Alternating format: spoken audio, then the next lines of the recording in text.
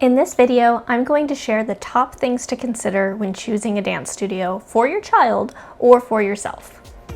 Welcome to the Dance Navigator. I'm Chelsea, and I've created this channel to share my knowledge as a dancer, instructor, and studio owner to help dance parents and dancers find the joy of dance and help you navigate the dance world. So whether you're a first-time dance parent or a dancer looking to start dance classes for the first time, or maybe you've already been taking classes somewhere, but you're looking for a change, it may be overwhelming trying to figure out what your best choice is when choosing another dance studio. As someone who owned a dance studio for many years, as well as a dancer who attended many studios over my lifetime, there are definitely some points to pay attention to when deciding. I think the most important thing to remember is that these are things to consider, research, and be knowledgeable about to decide which is the right place for you. It doesn't mean that a studio isn't a good studio just because it isn't the right fit for you. Every studio is the right place for someone, and the priority is finding a studio somewhere that can provide quality training and be the right place for you or your dancer to feel safe and supported. So let's jump into my list of the top 5 things to consider when choosing a new dance studio.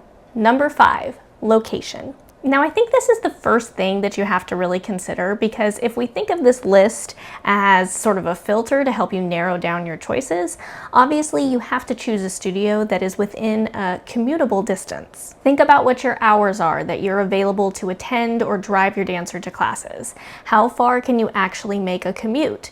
Do you need a studio within walking distance or that is accessible by public transportation? Do you need a studio that's closer to your job or closer to the dancer's school for ease of pickup and drop off? So it's really important that you start by figuring out how far can you reasonably travel to get to your studio on a weekly basis. Now, if you're looking into dance as a profession for you or your child, I've known people that have made the move to cities that offer more training options and even audition and job opportunities, but that may not be your goal or even a possibility for you, but definitely something to consider depending on what your plans are and how soon you're looking to make dance a profession. As a student, I danced at my local school in my city, but eventually I had an hour-long commute to a studio that better suited my needs at the time. And then as I advanced, in addition to that, I would travel to meet with choreographers and take classes for a weekend at various training facilities and studios in other places in my state, even out of state. I was fortunate that it was an option that my family was able to make happen and that they sacrificed the time to do it for me, but everyone's priorities and means are different, so you have to do what works for you. And that might not even be something that you want to consider. Maybe this is just you're trying to find a dance class for recreation and recreation only, and that's okay. This list still applies to that. So figure out the distance that you're willing to be able to travel from home or work to get to a dance class and make that your search area. Also, nowadays, there are a lot of remote options and video options available where you can stream dance classes or you can subscribe and watch videos of different dance classes, and that's an excellent tool for supplementing your dance education. I would have loved that as an opportunity as a kid, but it is still important that students are being seen by a professional instructor for corrections. So if you're unable to take classes in person, and this is maybe your only option because of where you're located, maybe you live somewhere really remote, then try to find ways that even by video or maybe every now and then that you can travel to someone so that the student is still getting corrected by somebody, because it's very important that just as much as you're absorbing what you're being taught, that you're getting a teacher to reflect on how you're applying those methods to what you're doing. So while remote learning can be a really great option if one, you don't have another choice or it just works better for your schedule, maybe it is supplementing other training that you're taking along the way, it's really important that you can still have somebody there to provide corrections. And also, not all students can learn in that way, right? Some people can learn by video, great, and other people really need that in-person time. All right, number 4 on the list, cost. Finances. The next thing I think you should use as your filter for narrowing down what studio to go to is the cost.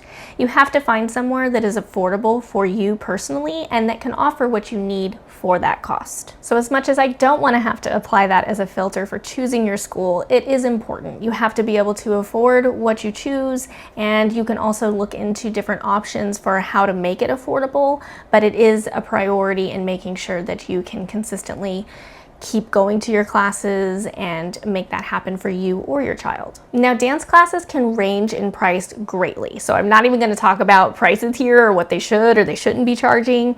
Your best way to figure out if something is reasonable in your area is to do your research and compare all the studios within your area of what their prices are, or nearby areas if you live pretty remotely, and see what the average rates are. Now, it's not to say that one school that's more expensive than the others is overpriced or that that school is better than the others, and it's not to say that the school that's the cheapest must not be good.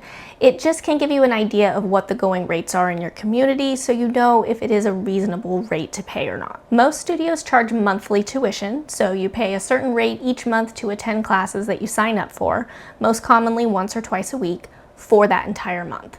Some schools allow drop-in classes where you pay for a single class at a time with no commitment, and others do sessions where you pay up front for a certain number of weeks or a season. It all really depends. But with that, you have to break it down and really see how they compare to each other, because where you might pay at one studio for a full session and you see a really large dollar amount, it may still be cheaper than another school that charged this certain amount monthly if you were to add it up for the same amount of hours in class.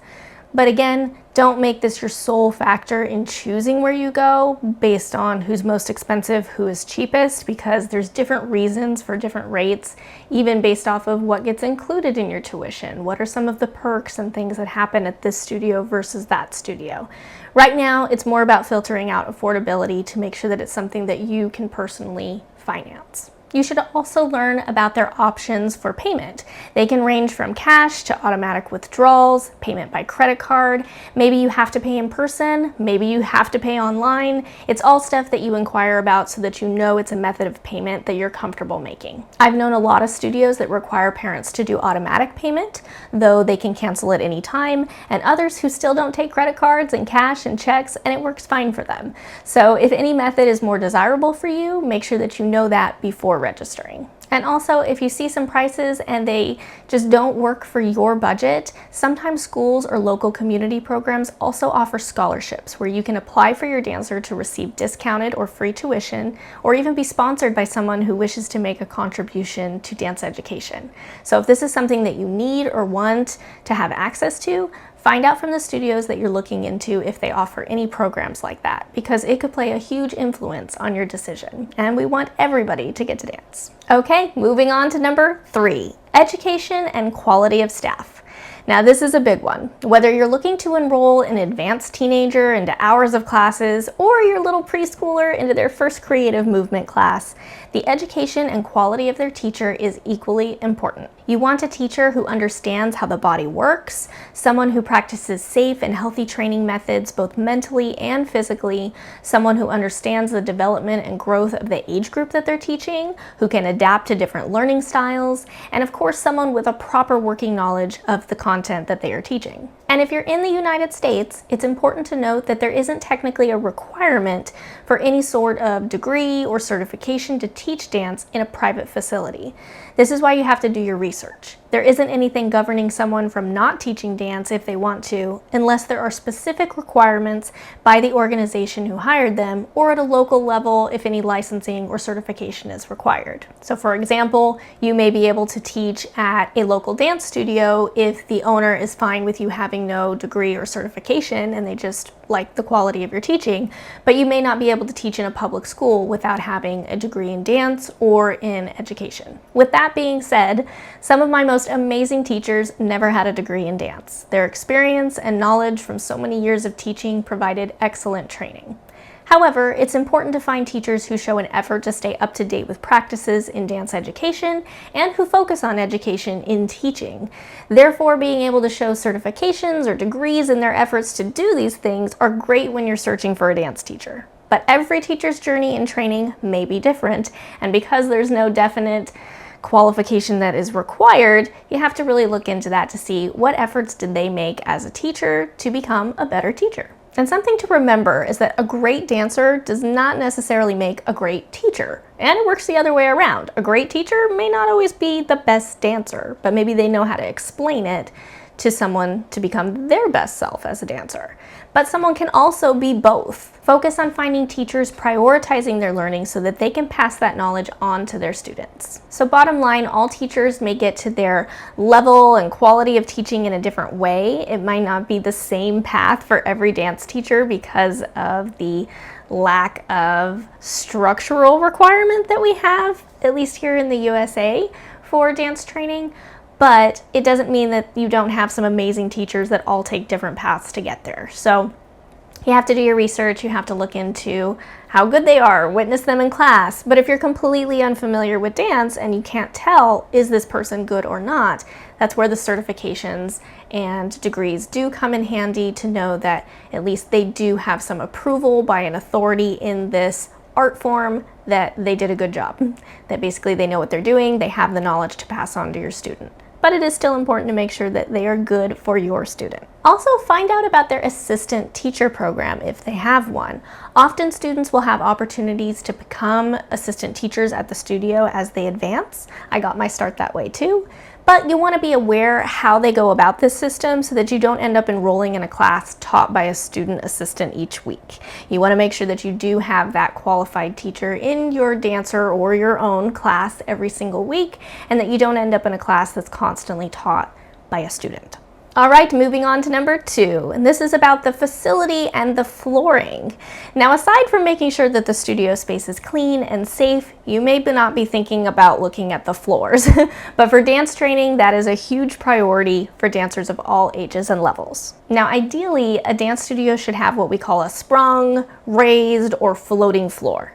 Basically, there are different methods to do this, but having this style floor means that it gives when the dancers are moving over its surface. So some techniques to building this type of floor involve layering slats of wood, and that's beneath the surface that allows it to give, or using small pieces of a specific type of foam beneath the surface. And I won't get into the boring details of how these floors are put together, but basically that they do allow that floor to give slightly beneath the dancers as they're dancing on it is what helps prevent injury and damage to the dancers' joints. Dancing on solid surfaces such as hardwood floor directly on concrete can greatly increase the impact on joints that could cause damage, even that show up later on in life. And also, so you know, this sometimes is a hard one to figure out if your studio has it. Most studios will have a slight raise into the actual dance room, and that's how you know that they have a sprung or a raised floor. Maybe they have those floating blocks underneath it. And if you can't recognize this, it is something that you can ask about what methods did they take to have safe dance floors, whether they have a sprung floor, are they raised at all? And so sometimes you will notice that though, and it will be raised slightly, or there'll be like a ramp into the classroom. Now the surface of the floor can vary depending on the style of dance that your studio offers. So hardwood floors are the classic go-to dance floor, of course, and usually they're preferred by tap dancers for the sound. But marley floors, which kind of resemble gray or black vinyl, they're also very popular for most mixed genre schools. I personally feel like the type of surface is less important than the actual condition that it's in, as long as it's still a proper surface for dancing. But marley floor shouldn't have multiple wrinkles or dips in it. It should be laid out and taped as smooth as possible. Hardwood floor should not be splintery. It requires a lot of maintenance. And of course, things like a lot of dust built up in the corners, chips or splintery wood, dangerously uneven surfaces, things like that show that they aren't really caring for their floor, and in turn, their dancers' safety. So you will see tape on many floors used as markers or in long strips which connect the pieces of marley that holds them together. But again, they should be flat enough to not be a hazard to students. They shouldn't be there fixing damaged spots. They should be there for the actual structure of holding the floor pieces together, or for marks on the floor for dancers' formations. Also, I think the cleanliness of a studio really shows a studio's pride in the quality of what they offer. It doesn't mean that having a few bumps and bruises are a problem, especially in older buildings. I've seen some old studios that really need some tender love and care, and they were amazing studios. They offered exceptional training, and it was okay. But is the studio maintained? Focus on finding a studio that shows that there's normal maintenance and sanitation happening. A lot of germs can be spread over a dance floor and by bars and other equipment. So regular cleaning and teaching students good practices of cleanliness is very important. All right, so we're to my number one thing to consider when choosing a dance studio, and that is the mindset, the goals, the mission statement of the studio. This is one of the most important factors when looking into choosing a studio because it can be different for everyone and you have to find the right place for you. If you're looking to enroll your little one in their first dance class, you're probably not looking for the studio that focuses on adult classes and breaking into the industry as a profession. Much like if you're working as a professional dancer, you're probably not searching for a class that prioritizes preschool curriculums. And again, some studios can do both. But beyond that, what is the studio mindset? What are the values that are instilled in the students, and what are the priorities of the studio? Because that is going to be the biggest part of what the students are going to take away from it and what will make it successful for you or not. As I've mentioned, I've been a studio owner, and in my city there are a lot of studio options. We all did things a little different, whether it was in tuition, curriculum, teaching style, lots of things. And we all did the things that way, obviously, because we felt that was the best way, right? But that's the thing. As long as the studio is doing things safely, supportively, and in the best interest of their student, there is no good or bad studio, just different options. My studio may have been the perfect fit for one dancer, but not for another, and the same goes for another school. And you're never going to find somewhere that you like 100% of something. That's normal. But it's deciding what is the most important things to you to give or take that you like or you don't like. A studio's website is honestly a great way to get a feel for what they're like because you learn about their prices, their schedule, their staff. Usually a mission statement is posted there somewhere. You can kind of see what they focus on sharing with the public. You can usually read about the teacher's qualifications already and what opportunities can be offered to the students of their studio and more. Even better is that you can learn from their website, and then when you go see it in person, you could see how it compares. If the vibe that's given from the website doesn't match the atmosphere in person, you should question what it is and figure out where the differences are. Also, not to say that a great website makes or breaks a studio's reputation, by any means. But what a studio is willing to share to the public as a whole versus one-on-one with a person when they come into their studio in person makes a big difference. Not sharing information to the public on basically why you're qualified to teach or what requirements it takes to be on a competitive team or in certain classes should make you question their procedures in selecting students for these opportunities. Not that they're bad, it just should make you question what are the qualifications for these opportunities. And auditions and selecting students for certain classes are absolutely an acceptable practice in dance, but you should be able to get more information on what qualifies someone to reaching those standards or goals. Not just hear about it through other parents at the studio that so-and-so's moved up and this student didn't move up. Now, do not compare your children to other people's children because everybody progresses at different rates, but you should have a general idea. Basically, you just want to make sure that it's not favoritism happening with one student moving before another student, that it does have to do with either their learning style or their abilities at that time, and that the class that they're in is what is the most beneficial for them at that moment. You want to find an environment that appreciates every student, not just the ones that take the most classes or who show the most natural talent. Everyone should have an opportunity to know what it is that gets you into the top class or lets you do the extra programs. And if they are limited to your most advanced students, and the answer is simply that you're not to that level yet, then that's okay, and we have to all accept that when we're not to that level yet. But it does give you an answer as to why. It's not just that they were selected based on personal preferences. Now, on an overall scale, think of it this way. A studio may only offer classes to students with 1 to 2 years experience already, and they have to be at least 8 years old and up. That's their requirement to join their company. That's fine. They disclose that. But if a studio who appears to have classes for all ages and all levels has a competitive dance team, they should be able to share what the requirements are even if the requirement is that the teacher has to invite you based on advancement. Maybe they don't have an audition process. Maybe you're selected from your classes and they look at it like you're auditioning within your classes to prove yourself to be on the competitive team. They need to be able to explain that so that you're aware before registering and joining of if that's an okay process for you or not. And of course, studios are allowed to change their policies over the years. So if you find that something changes within your studio, it's okay to try other places too. I had plenty of students that just would tell me, I just want to try something different. I've been with you for a long time, and that's okay. They would go, they'd try somewhere else. Either they would stay and really like the change. Sometimes they would come back. So if you stay on really good terms with the studios that you train at, you can always go back to them, and you should feel welcome to do so because, again, every teacher should be most happy when their students are enjoying themselves and getting the experience that they're looking for, even if it's not with you. So in this category still, consider these questions when actually visiting a studio in person. What do they put on display and prioritize? Is it trophies, pictures of students, community event certificates? Anything else? None of those things are right or wrong. They just give a glimpse into what the studio appreciates. Are they putting the first place trophies out on the wall and hiding everything else? That's okay. It's dance, it's competition, that can happen. But you now know it's a very competitive environment. That is what they expect. What is the dynamic with parents? And this is obviously for people looking for studios for their children, not yourself. If you're looking for a school for your children, can you observe? Do students get signed in and out? Can you drop them off? Is it a closed classroom where you can't see them or the teacher? Can you hear the class? Can you see them on a TV monitor? Again, none of those are right or wrong. Many studios have closed class policy where you cannot see or hear. Some of them do something in between where you can see a video screen, no audio, and some let you practically be in the classroom. But you might want one of those options and not another, so that could be a really important thing to find out about. And very importantly, do you feel welcomed? And I don't mean that they're the friendliest people you've ever met. You walk in and everybody throws flowers at you and it's like, oh, we're so happy you're here, right? A dance studio is a chaotic environment at all times.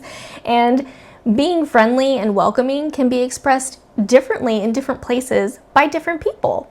But you can tell if you genuinely were made to feel welcome by staff or not. And that is a huge part of feeling good about where you choose. A dance studio should be a happy place where you feel safe and supported. And even when you're a student and need some tough love and you get some positive critiques in your dancing, you've got to know that it is a space where you can be you and you feel good about spending time there. Or if you're a parent leaving your dancer there at class, that you feel confident to leave them with these people during their class period. So those are my top 5 things that you really need to be considering when choosing a studio, whether it's that you're switching studios or that you're choosing a studio for the very first time.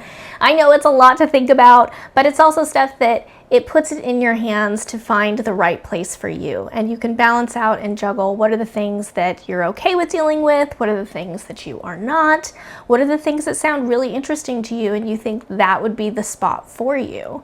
And also know that you can always change, right? Fulfill your commitment, whatever you agree to do, of course, somewhere. But if you don't like it, try somewhere else.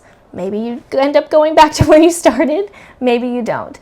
But you should always find somewhere that works best for you. And all the good teachers will want you to do the same. As a former studio owner, obviously I wanted people to come to my studio. I wanted them to take class with me, but I wanted that because I wanted it to be the place that they enjoyed. If they didn't enjoy it, I wanted them to find a spot that they did enjoy and that they felt their best. So as a little side note, if you're watching this during the time that I actually posted it, which we're kind of getting into summertime here, a good way to try a new studio is usually a summer program. Many studios don't continue through their session through the summer of like regular classes. Some do, but often they run like the academic school year. And so then you get to your summer months and they have sort of an extra class opportunity where you can mix it up and try different things. So that might be a great chance to try somewhere because it's a short-term commitment and you can figure out where you like to be before you're getting into shows and committing to recitals and things like that at a studio that you want to call home for the rest of the season. Now also with that, make sure that you inquire about the summer program, because for many summer programs, they run differently than their regular classes. So just some things that you might want to ask is finding out who are the teachers for the summer program, or intensive, sometimes they're called that as well.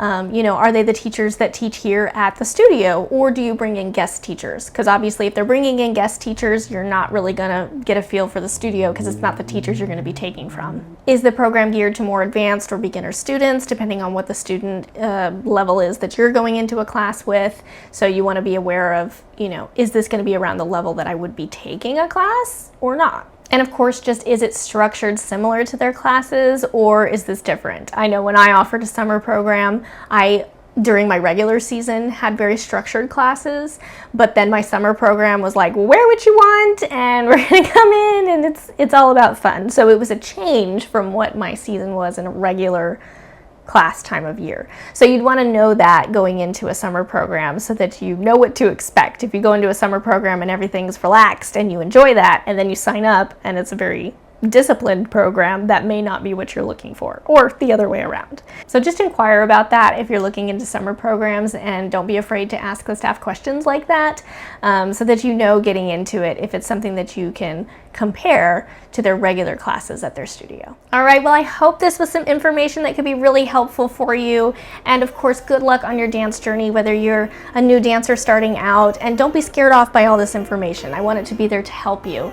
And bottom line, you gotta try stuff. So don't be afraid to try something and see how it goes, because it's the only way you're ever gonna know.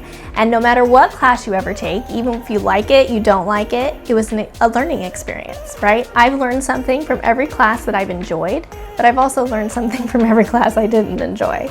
So it's always important to remember that. So if you learned something from this video, consider giving it a like and subscribe to my channel, The Dance Navigator, so that you get notified anytime I post new videos here on the channel. Thanks again, everyone. Good luck on your journeys and keep on dancing.